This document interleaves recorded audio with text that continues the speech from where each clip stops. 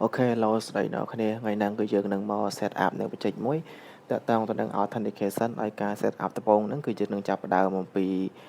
dương nâng thưa một bì Express.js để chế framework ban Node.js để dương pra room chỉ mùi nâng MongoDB phong đài để về cứ chế NoSQL dẫn cứ khi nông video nâng cứ dương trong cồm nông ở chứng cứ dương chọn rồi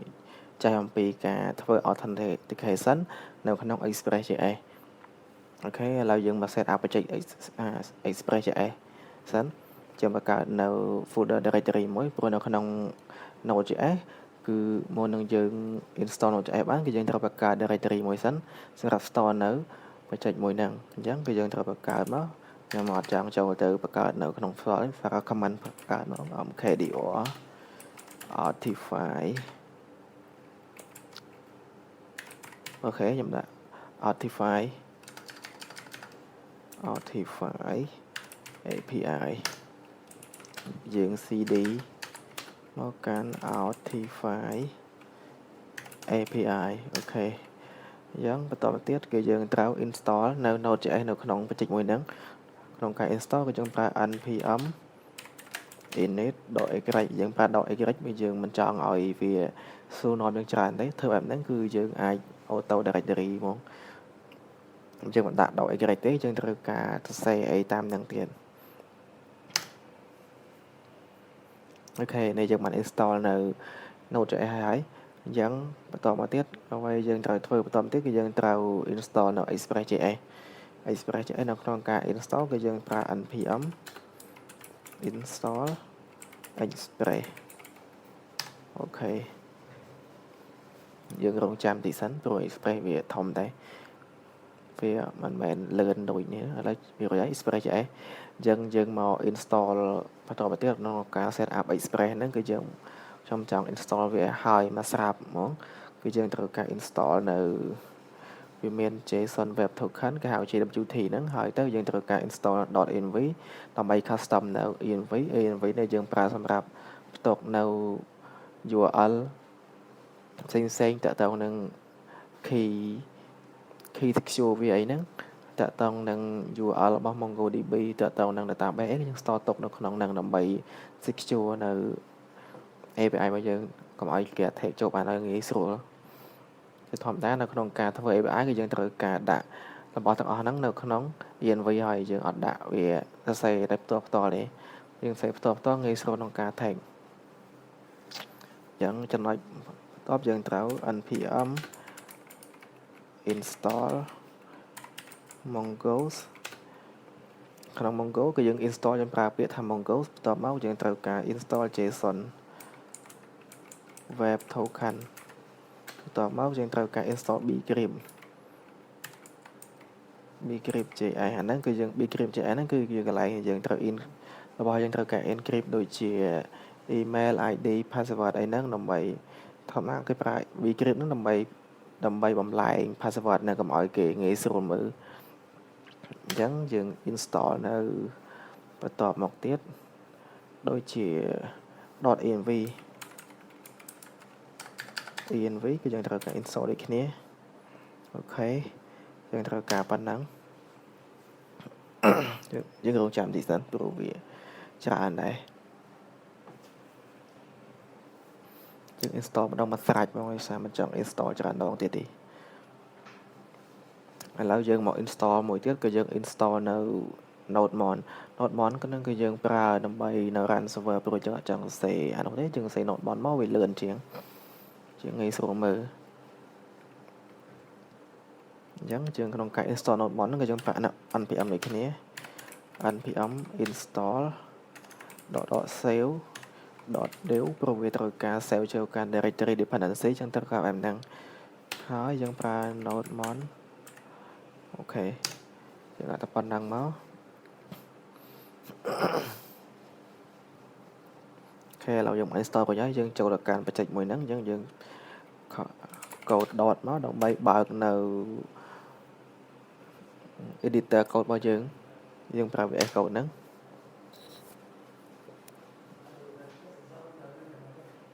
អូខេឥឡូវយើងបាន install រួចរាល់ហើយយើងអាចបើកមើលបាន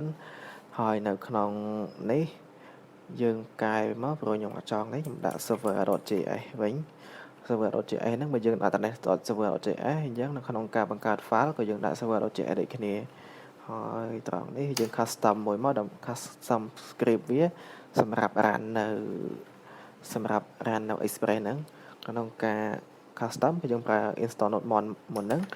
យើងដាក់ខ្ញុំដាក់ start ហើយយើងចង់ដាក់ dev ក៏ដាក់ dev ដែរតែប្រើ start វិញយើងប្រើ nodemon បន្ទាប់មកដាក់ server.js នេះគឺ server.js ដែលយើងបានផ្សេងមុនហ្នឹង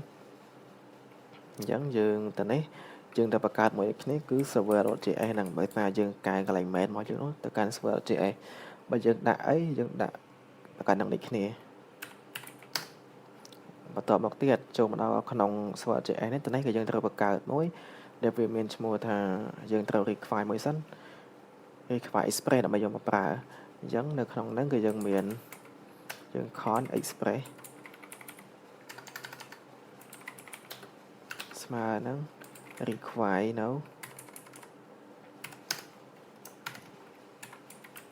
express អូខេ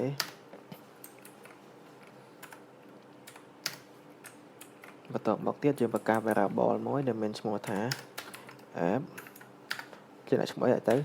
តែធម្មតាជាទូទៅគឺប្រើបែបហ្នឹងដើម្បីឲ្យវាសម្គាល់ថាហ្នឹងគឺជា application អញ្ចឹងយើងដាក់ express បន្ទាប់មកទៀតគឺយើងត្រូវបង្កើត port មួយ port ហ្នឹងដើម្បីប្រកាសថា server មួយហ្នឹងវា run លើ port មួយណាខ្ញុំដាក់ថា5000បន្ទាប់មកទៀតគឺយើងហៅ app ហ្នឹងមកប្រើដើម្បីយើងដាក់ listen មកដើម្បី run នៅអា server របស់យើងហ្នឹងត្រង់នេះយើងដាក់ port បន្ទាប់មកទៀតគឺយើង call ជា function យើងប្រើ console.log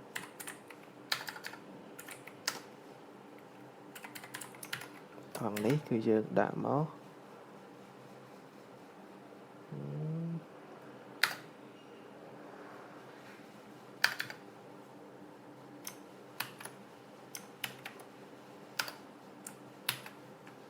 យើងដាក់ថា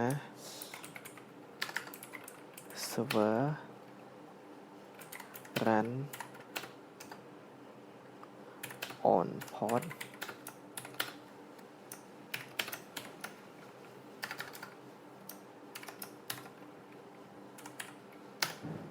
អូខេ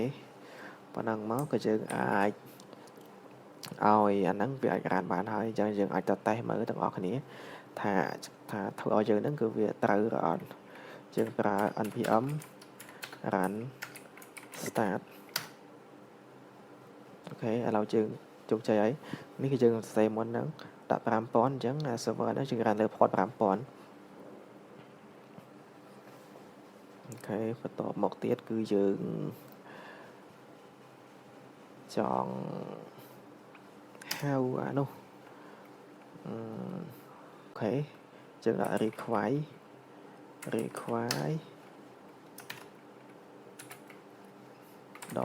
.env តោះមើលដាក់ថា config ដូចជាតែប៉ុណ្្នឹងឯងជិះទៅមើលអូខេតែប៉ុណ្្នឹងទេតែនៅត្រង់កន្លែងនេះអូខេតែប៉ុណ្្នឹងនេះជោគជ័យ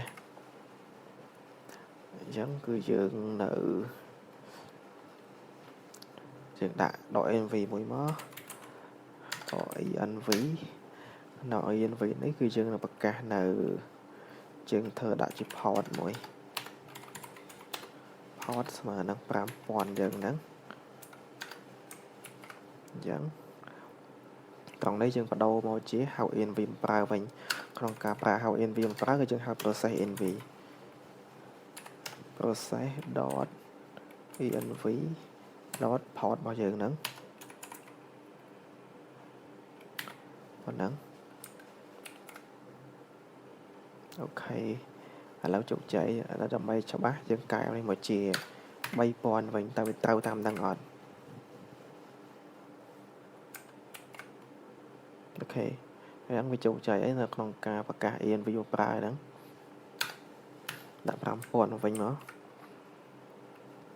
បន្តមកទៀតនៅយើងមកបង្កើតនៅ router របស់យើងមួយ router យើងបង្កើត folder មួយសម្រាប់ store នៅបង្កើតនៅ API ហើយ API មកប្រើយើងដាក់ថា routis ក្នុង routis ហ្នឹងគឺយើងសម្រាប់ធ្វើ API យើងដាក់ API .js ហើយនៅក្នុងហ្នឹងគឺយើងហៅនៅ router មក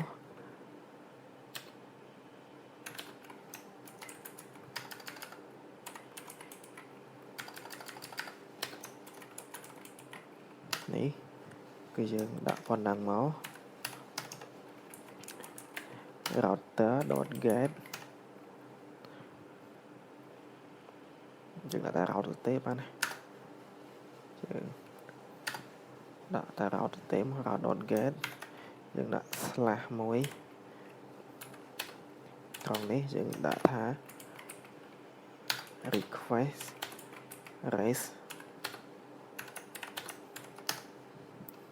កន្លែង request ហ្នឹងគឺយើងចង់EW file request ហើយចាំឲ្យRES នេះគឺស្មើនឹង response request ជាង request ដូចជា param ដូចជាការ query ផ្សេងមកពី client អញ្ចឹងទៅហើយចាំឲ្យ response គឺយើង response វាទៅវិញនៅពេលយើងបានធ្វើវានៅក្នុង logic របស់យើងនៅក្នុង server ហើយអូខេអញ្ចឹងយើងនឹង return អីមួយទៅ return នៅ res. status យើងដាក់200បន្ទាប់មកដាក់ថា json ដាក់មកដាក់ថា message របស់យើងដាក់ថា authentify API អូខេអញ្ចឹងនៅក្នុងនេះគឺយើងអាច call នៅ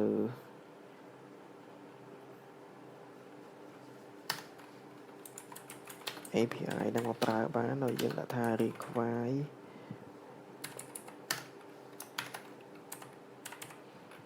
នៅ routis របស់យើងហ្នឹង / មួយទៀតគឺ API ហើយហ្នឹងយើងដាក់ថា app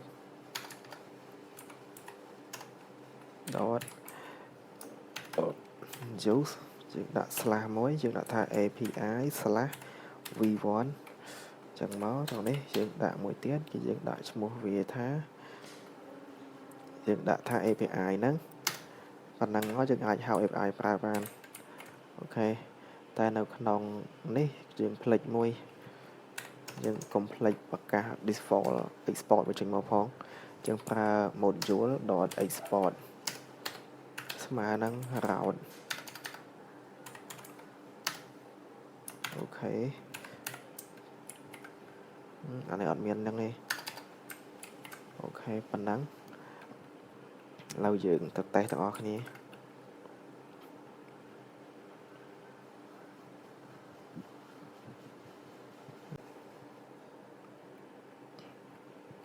ក្នុងនេះយើងដាក់ថាតេស្តក្នុងនេះគឺយើងហៅ local host មកប្រើមក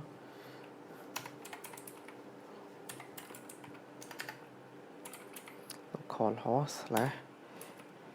API local host / port របស់យើង port 5000 មុនហ្នឹងហើយ / API / v1 ហើយយើងដាក់តែប៉ុណ្ណឹងយើងចង់ដឹងវាចេញមកត្រូវអត់ចេញមកអត់នេះគឺmistake ដែលយើង custom route មុនហ្នឹងគឺវាចេញមកជោគជ័យហើយគឺវាត្រូវហើយចេញមកច្រើនពេកអូខេឥឡូវបន្ទាប់ទៀតយើងនៅទៅប្របែកវាចេញជា app មួយយើងដាក់ថា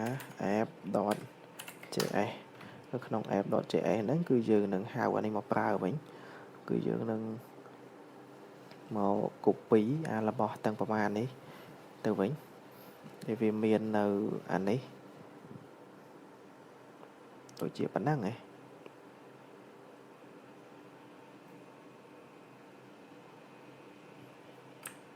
អូខេយើងនឹង copy មកប៉ុណ្ណឹងមកដាក់ក្នុងនេះហើយយើងដាក់ថា module.export ស្មើនឹង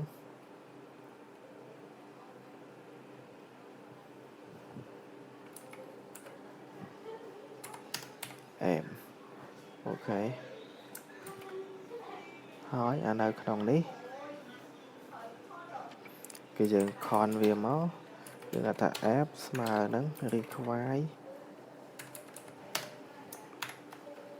នៅអានេះមួយគឺ /app តែប៉ុណ្ណឹងមកគឺវាជោគជ័យ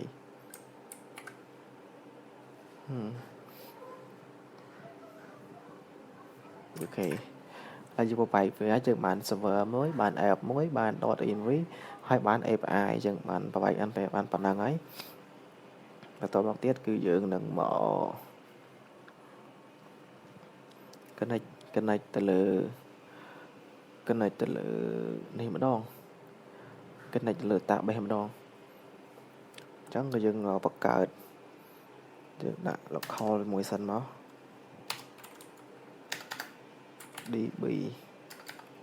url db អញ្ចឹងមក db ហើយយើងដាក់ប៉ុណ្ណឹងមកហើយនៅក្នុងនេះយើងបង្កើត config មួយទៀតនៅក្នុង config យើងដាក់ត s មក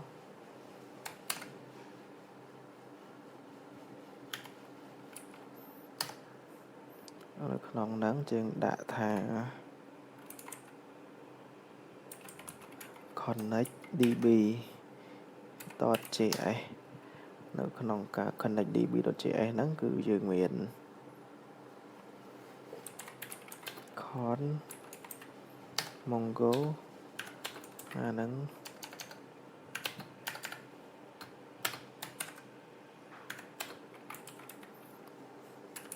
require នៅ mongo ហើយ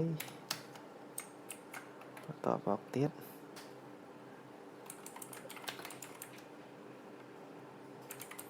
connect db វាស្មើនឹង async យើងដាក់ប៉ុណ្ណឹងមក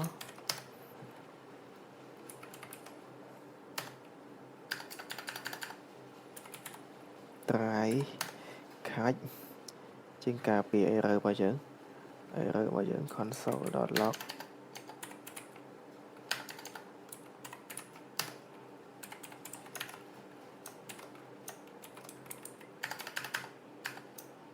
db connect sun error យើងដាក់មក error dot message អូខេហើយនៅក្នុងនេះយើងដាក់ await ស្មើ await នៅ mongo dot connect នៅ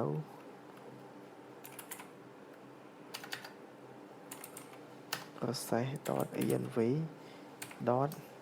.db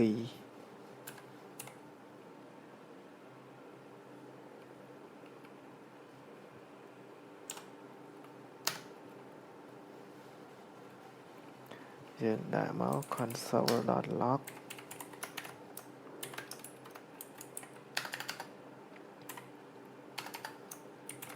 db connected អស់ថ្ម success អូខេឥ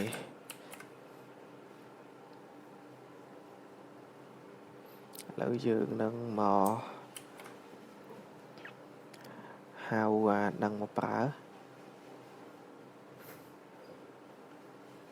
ដូចជាយើងហៅមកប្រើក្នុង app ឬឯណាដូចជាហៅមកប្រើនៅក្នុងនេះ ក្នុង server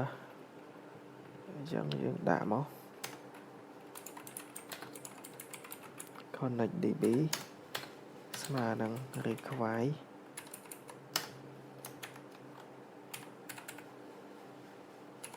config / connect db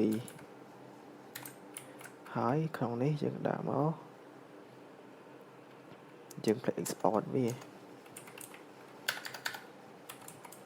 module.export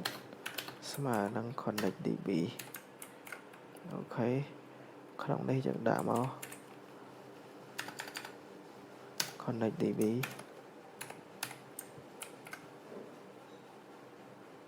អូខេ db connect success ឥឡូវយើង connect នៅ database ហ្នឹងយើង connect ជោគជ័យហើយបន្ទាប់មកទៀតគឺយើងនឹងមក set up នៅរបស់មួយទៀតគឺជា controller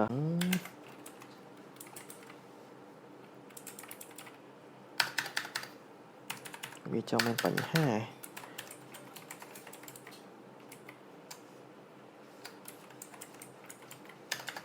controller អូខេដាក់ S មកឲ្យសារគិតថាក្នុង controller ហ្នឹងឲ្យមានច្រើនអញ្ចឹងនៅក្នុង controller នេះគឺយើងនឹងបង្កើតនៅ folder មួយដែលមានឈ្មោះថា out ហើយយើងនឹងបង្កើតនៅ folder មួយដែលឈ្មោះថា user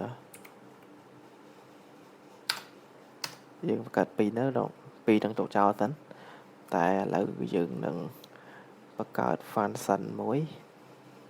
យើងនឹងបង្កើតនៅ file មួយដែលមានឈ្មោះថា out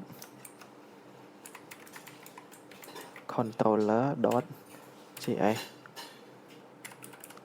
អូខេ copy ទៅទុកទៅសរសេរ Excel សរសេរខ្លះអីនោះដល់ទៀតអញ្ចឹងក្នុងនេះខ្ញុំបង្កើត class មួយដែលមានឈ្មោះថា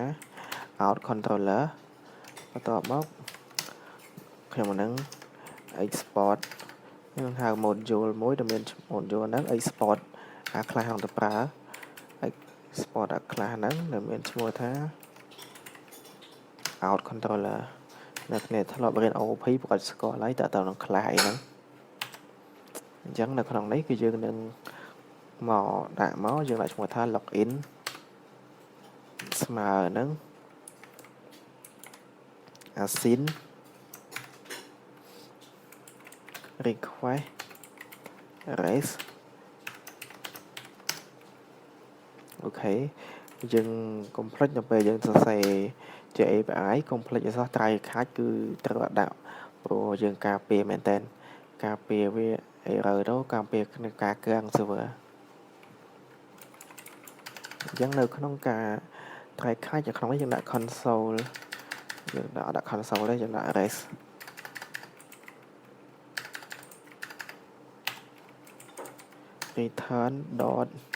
return rest.status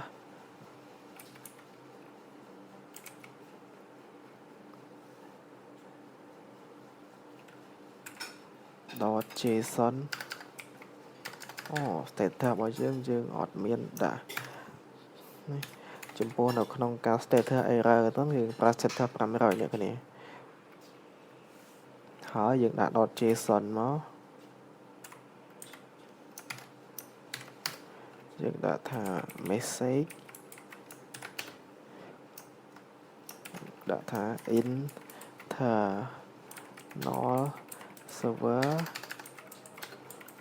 error ក្នុង internal server error ហ្នឹងគឺបូកជាមួយនឹង error .message អូខេ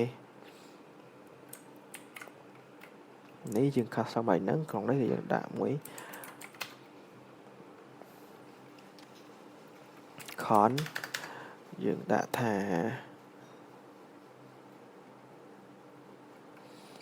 ក្នុងហ្នឹង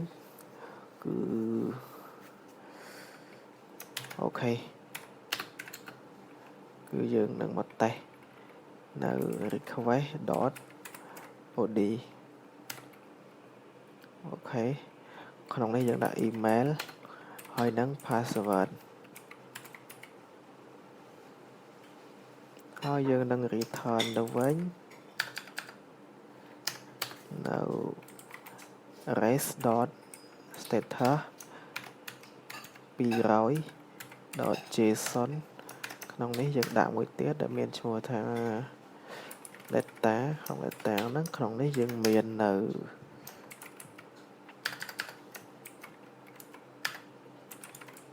email ក្នុង email ហ្នឹងយើងដាក់មក email របស់យើងតបមកក្នុងនេះវាមាននៅ password ដែលមាននៅ password របស់យើងហ្នឹងហើយត្រង់នេះគឺយើងដាក់មួយទៀតមក success របស់យើងគឺយើងដាក់ថា login success អូខេ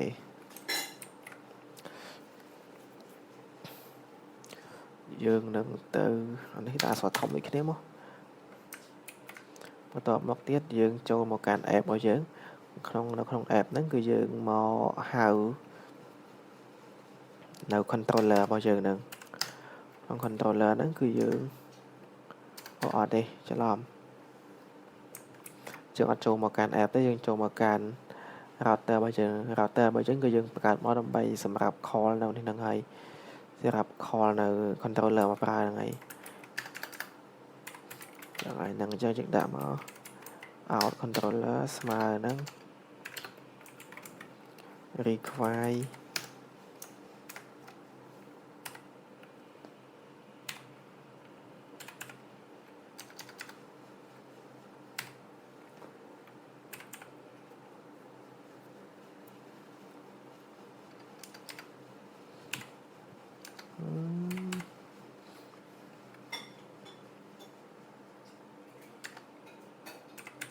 មានត្រូវ controller slash មួយទៀតគឺ out ហើយ slash មួយទៀតគឺ out controller ហ្នឹងនេះអត់ត្រូវបន្តមកទៀតយើងដាក់មក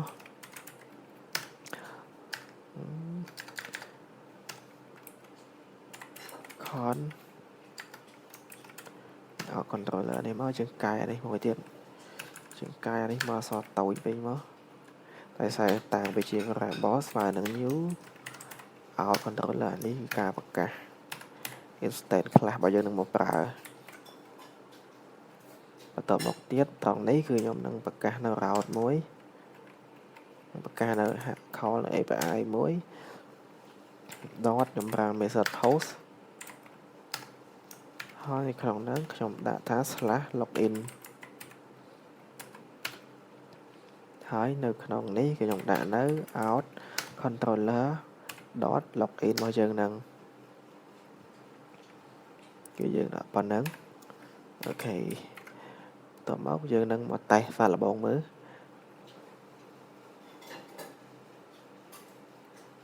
ក្នុងហ្នឹងគឺយើងដាក់នៅប្រកាសនៅមកថា login slash មួយដែលមានឈ្មោះថា login ហ្នឹងហើយទៅនេះយើងកុំភ្លេចព្រោះយើងប្រើនៅអានេះហើយនៅក្នុងនេះយើងមកក្នុង raw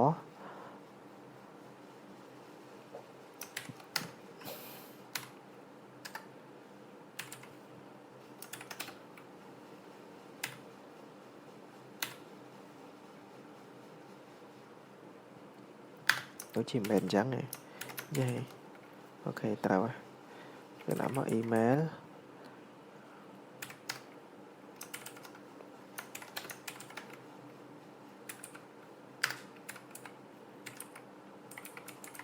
password email យើងដាក់មកនេះគឺជាឈ្មោះរបស់ខ្ញុំ @gmail.com password របស់យើងអូខេឥឡូវយើងនឹងមកតេស្តសាកល្បងមើលតើវាត្រូវអត់ internal server error request body is not undefined អូខេវា error អូខេដើម្បីឲ្យយើងមិនដែរសារតែយើងអត់មាននៅរបស់មួយចំនួន express វាត្រូវការយើងដាក់មក app use no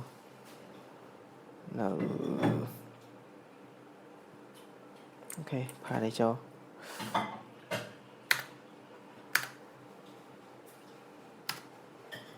នេះយើងត្រូវការប៉ុណ្ណឹង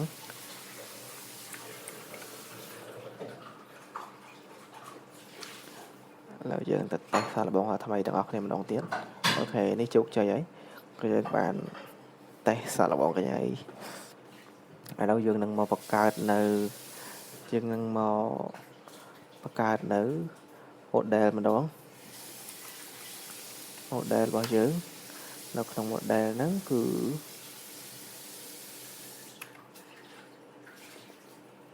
យើងដាក់ S បានអត់អូខេបាន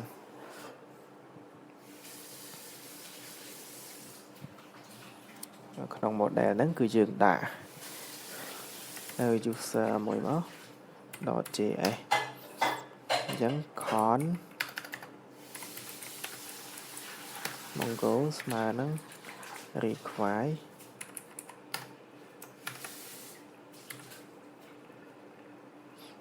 ដូចជាយើងមិនត្រូវការហ្នឹងទេ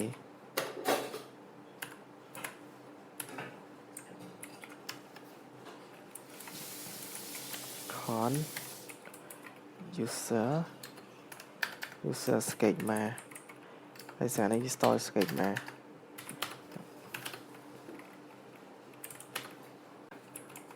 mongo.schema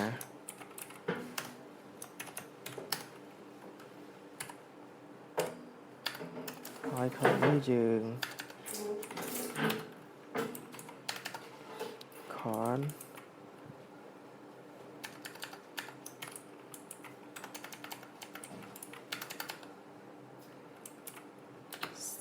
ស្មើនឹង type របស់វាគឺជា string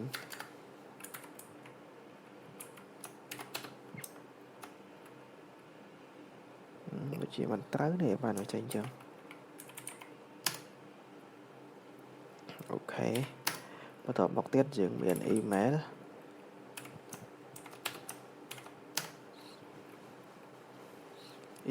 type របស់វាក៏ជា string ដូចគ្នា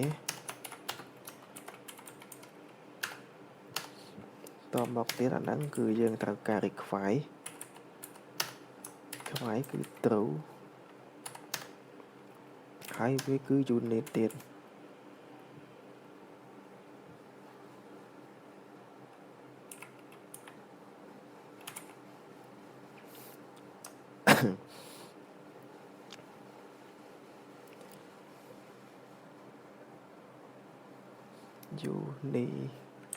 UE អូខេ UE ដាក់មក true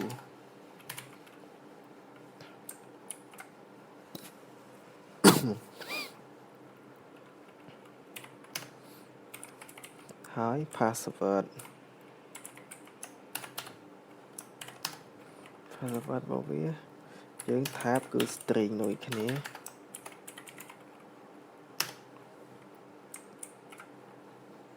ហើយយើង require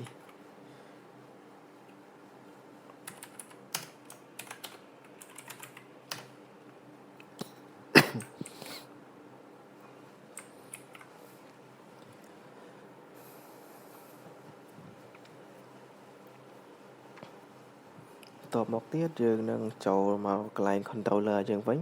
ក្នុង controller របស់យើងហ្នឹងគឺយើងនឹងមក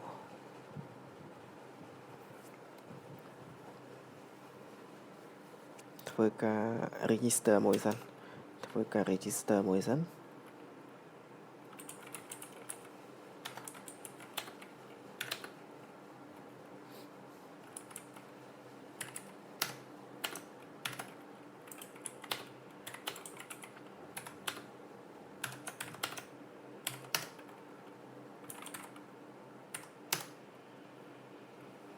អូខេយើង copy អានេះមកដូចគ្នា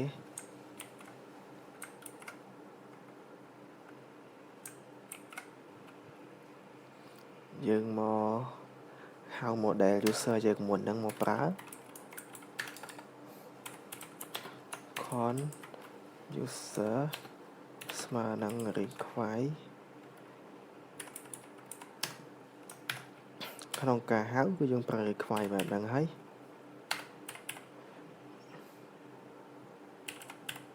អូខេ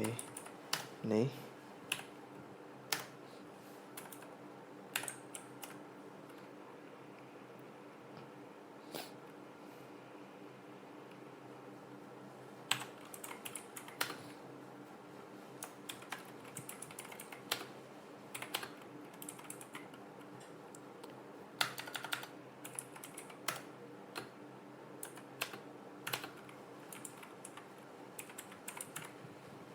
body ហើយនៅក្នុងការ b grip ឃើញហើយជឿនឹងបន្តមកទៀតតដាក់ name មួយទៀតមកគ្រប់របស់វាហើយនៅក្នុងនេះគឺយើងបង្កើតមួយគឺថាឈ្មោះថា cell យើងថា await នៅ bc grip dot changer dot តមក con has password ការហា password នេះកុំឲ្យគេមើលដឹងថា password ជាងប្រមាណហើយវាមើលទៅញ៉ៃញ៉ៃ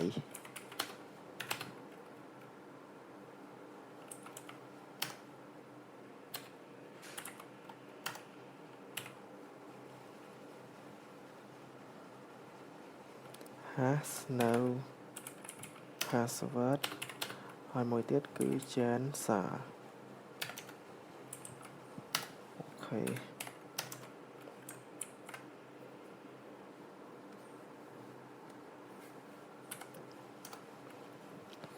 តមកទៀតគឺយើងមក register វាចូលទៅកាន់ database គឺយើងប្រើនៅ con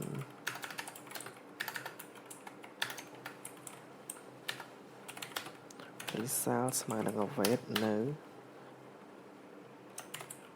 user.create យើងដាក់មកគឺវាមាននៅ email password name ហ្នឹង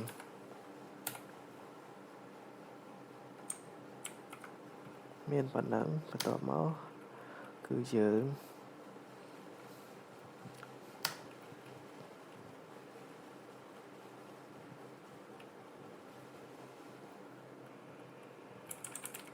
return res dot status 200 dot json អានេះយើងដាក់ថា success register success ហើយដាក់ថា user data មាន name result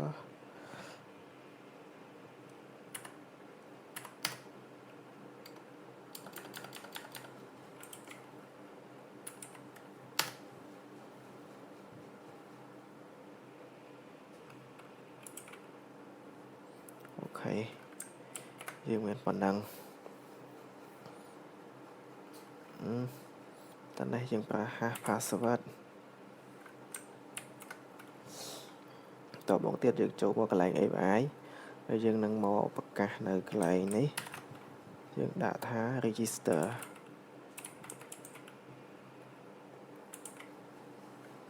អូខេយើងនឹងមកដល់កន្លែង login នេះសាថ្មីយើងកែឈ្មោះវា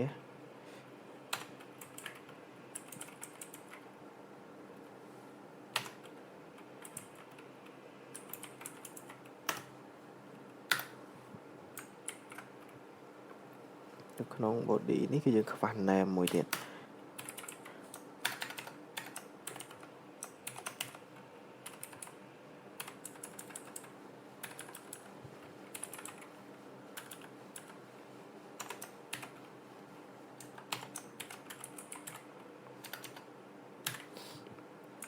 អូខេយើងមក BC grip is not defined យើងអត់ call វាមកប្រើ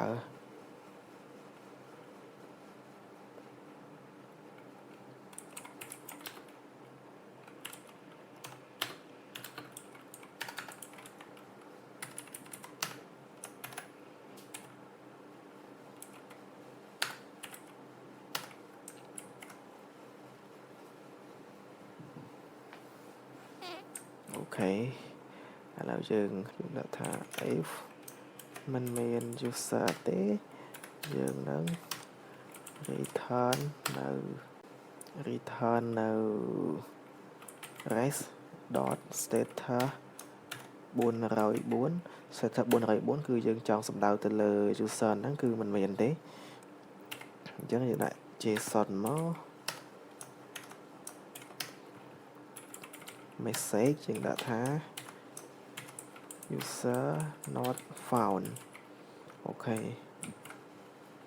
បន្តមកទៀតយើងប្រកាសនៅ is match con is match យើងឆែកលើទៅលើ password ម្ដង password ហ្នឹងតើនឹងឆែកបើសិនជាវាមានអញ្ចឹងយើងដាក់ថា await pc script របស់យើង .compare now user .password ហ្នឹងតើនឹងយើងដាក់ថា password មួយទៀតបាទយើងថាជា compare រវាង password ដែលយើង require ដែលយើងឆែកឃើញចាញ់ពី database របស់យើងជាមួយនឹង password នៅក្នុង body របស់យើងយ៉ាងនឹងឆែកបើសិនជា if វានឹងមិនត្រូវទេយើងដាក់មកដាក់ថា return នៅ res.status 400.json message យើងដាក់អានេះចូលមកតែបើ យើងដាក់ឲ្យវាតែពេលបើសិនជាវាមានបើសិនជាវាត្រូវ compare មកវាដូចគ្នាអញ្ចឹងយើងនឹងឲ្យវាបង្កើតជា token មួយសម្រាប់នៅក្នុងការ login របស់យើងហ្នឹងអញ្ចឹង call ខ្ញុំដាក់ថាឈ្មោះវាប្រកាស variable ឈ្មោះថា token យើងដាក់ថា await bc script .sign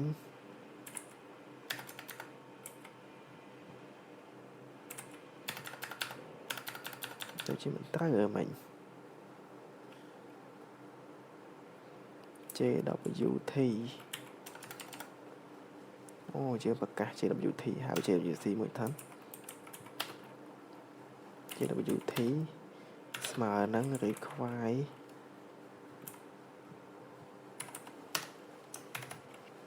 នៅ JW អានេះ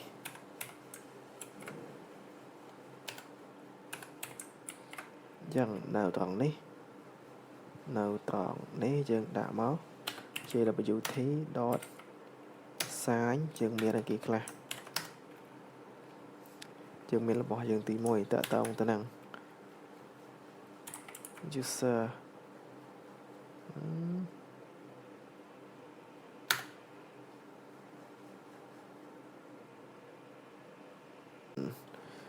អាចចុះក្រោមមកឲ្យសារវាមានច្រើនទៀតត្រង់នេះវាមាន ID ហ្នឹងយើងដាក់មក user .id បន្តមកទៀត email user .email បន្តមកយើងមាននៅ name មួយទៀត user .name អូខេបន្តមកទៀតគឺយើងតតងទៅនឹង expire ហ្នឹងគឺ process .env របស់យើងហ្នឹងហើយ នៅអីគេអានេះមិនមែន expire ទេគឺយើងប្រើនៅ secret key របស់យើងហ្នឹងត្រូវអត់ត្រូវតា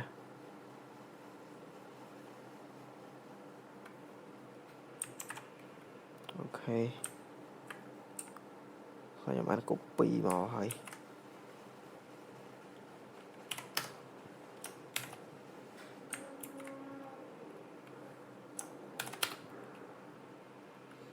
យើងដាក់មួយទៀតគឺ process.env.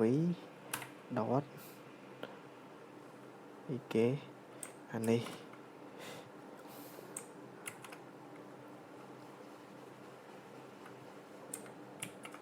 អូខេឥឡូវបើសិនជាជោគជ័យយើងឲ្យវា return នៅយើងឲ្យវា return តែអីគេទៅ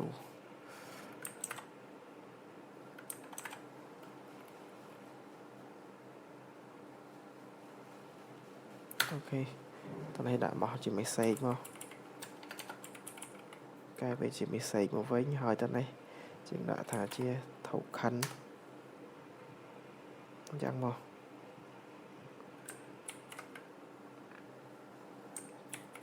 អូខេឥឡូវយើងមក login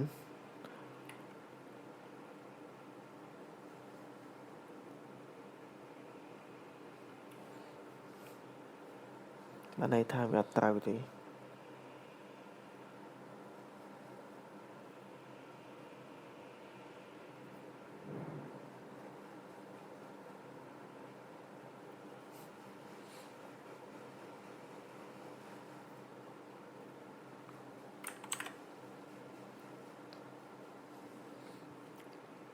អូចង្អាន់ត្រូវគឺយើងដាក់ password នៅក្នុង body មុនតមកយើងដាក់នៅអា password ដែលយើងត្រូវការចេញពី database នេះមុនយ៉ាងត្រង់ហ្នឹងគឺយើងខុសត្រង់ហ្នឹងហើយ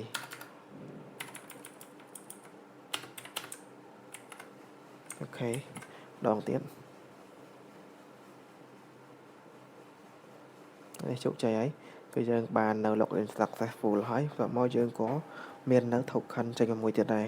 បន្ទាប់មកទៀតគឺយើងនឹងមកធ្វើការឆែកនៅ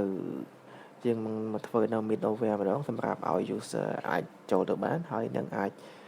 នៅថាហៅថា get profile យើងមកបង្កើតនៅ model folder មួយដែលមានឈ្មោះថា middleware នៅក្នុងហ្នឹងគឺយើងដាក់នៅអានេះមួយ .js ហើយខ្ញុំមានកូដមួយដែរខ្ញុំបានដាក់ចូលមកយើងមកឆែកមើលសិនថាត្រូវឬអត់ import user អូខេតើណាធម្មតាខ្ញុំមិនដែលប្រើអាហ្នឹងទេគឺខ្ញុំតែសរសេរវាប្រើ con ហើយ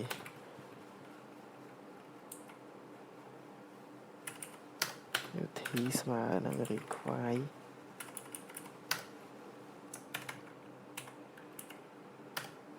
អូខេ con អានេះឈ្មោះវាយើងដាក់ថាមិញហ្នឹងគឺ user ស្មើនឹង require dot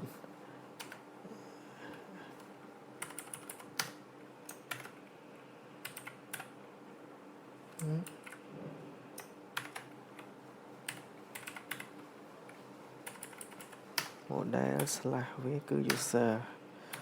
អូខេហើយយើងក៏phải export វាផងយើងអត់ប្រើអាហ្នឹងទេយើងចង់ប្រើអានោះវិញ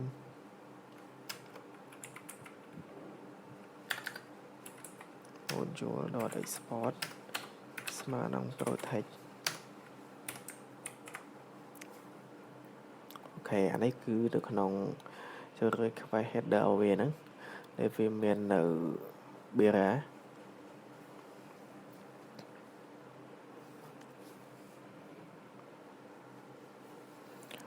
តមកទៀតគឺយើងនឹងទៅ protect នៅ API របស់យើងអូខេនៅក្នុងការ protect យើងហៅនៅ con protect ស្មើនឹង require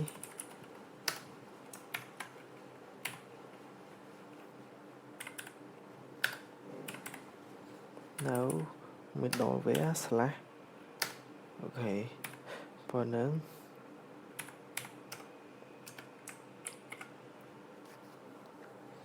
បន្ត មកទៀតយើងនឹងទៅសរសេរផ្អាយមួយសម្រាប់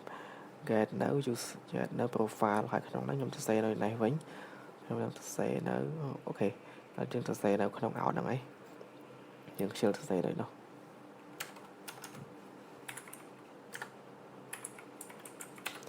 file ស្មើនឹង async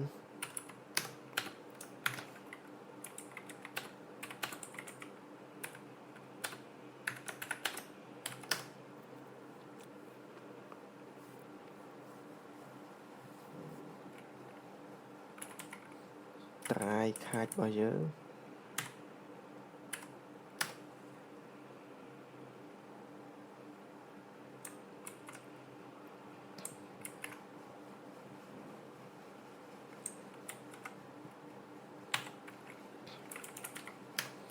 return no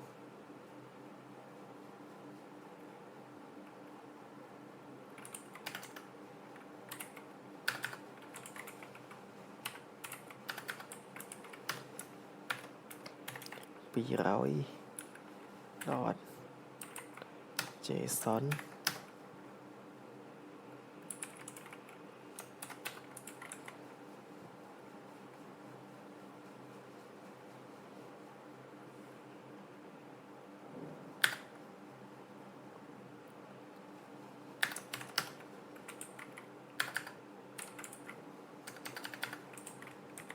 quest dot user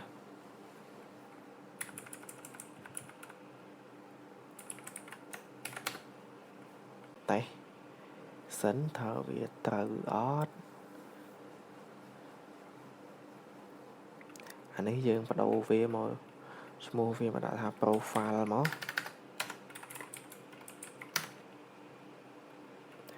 ហើយអានេះ slash វាគឺ slash profile យើងដូចមិនទាន់បានហើយវាអាចមកប្រើអូខេមិនទាន់បានហៅមែនឥឡូវយើងដាក់ profile ហើយត្រង់នេះយើងដាក់ protect មួយមក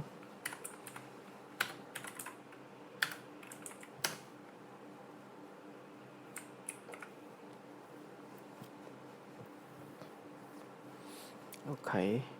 ឡូវយើងមក log ជាមួយយើងមកទាញនេះវាគឺអត់ជោគជ័យទេអញ្ចឹងគឺយើងត្រូវការបន្ថែមទៀត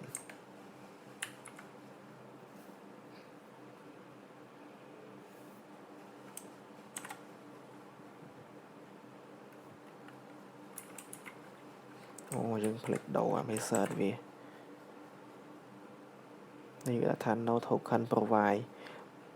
អញ្ចឹងយើងចូលមកកាន់កន្លែងនេះថាថ្មីយើងមក copy token ហ្នឹងហើយយើងចូលមកកាន់អានេះមួយមកយើងដាក់ក្នុងអាធំហ្នឹងហ្មងទៅយើងចូល barrier token នេះដាក់អានេះចូល save ហើយនៅក្នុង profile នេះយើងចូលមកកន្លែង authorization នេះយើងចូល instant from parent ហ្នឹងមកហើយយើងមក get ផ្លាថ្មី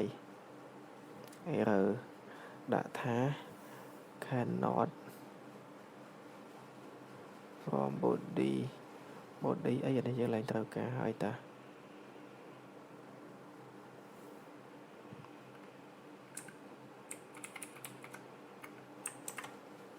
វាទៅតឲ្យ body ទៀត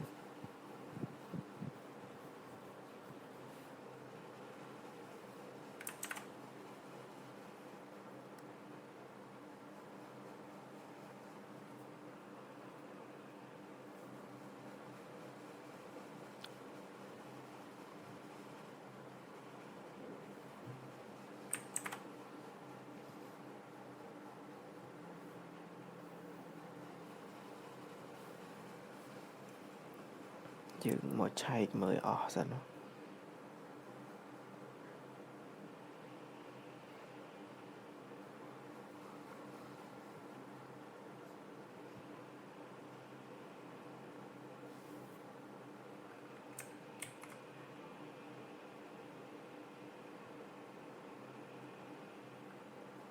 អូត្រង់នេះយើងអត់កែអានេះចេញ Dân dân mà thật mày Nè chụp chạy hỏi Dân sợp máu Ở sân chèn đi Cứ dương ọt miên nữ Dân sợp một vấn tròn đăng Và sân thì dương ọt miên là thục hành tế dân rì khoai Việt cho cô tê chứ ai xa mơ bàn Nè thục hành bảo phải Ok nào khả nè Chùm bố video và dân nó không cả thơ với authentication của mình là bằng năng tế hỏi cái đó tìm cho phòng đây hỏiនៅវីដេអូក្រោយៗទៀតយើងអាចមានការធ្វើអីបន្ថែមលើសពីនឹងទៀតដាក់ apply ចូលក្នុងនឹងវីដេអូមួយនេះយើងគ្រាន់តែធ្វើការណា login register ហើយអាច get profile បានដោយមិនតបាន login អញ្ចឹងគឺយើងយកអត់បានទេតើយើង login ហើយយើងយកបានអញ្ចឹងទៅវីដេអូក្រោយទៀតយើងនឹងអាចមានអីបន្ថែមលើសពីនឹងអាចនឹងមានការ verify email សិនទៅមុននឹងយើង register ព្រោះយើងការពារថា email ហ្នឹងគឺcòn là fake សោះវាអាច register បានអញ្ចឹងទៅអញ្ចឹងតើថា email យើងបានបង្កើតរួចស្រេចហើយយើងអាច register បាននៅក្នុង account របស់យើងអូខេអញ្ចឹងវីដេអូរបស់យើងមានប៉ុណ្ណឹងដែរជួបគ្នានៅវីដេអូក្រោយ